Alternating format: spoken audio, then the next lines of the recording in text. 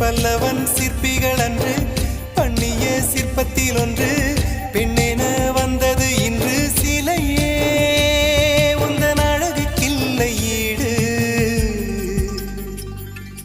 என்ன விலை அழகே சொன்ன விலைக்கு வாங்க வருவேன், விலை உயிர் என்றாலும் தருவேன், இந்த அழகை கண்டு வியந்து போகிறேன்.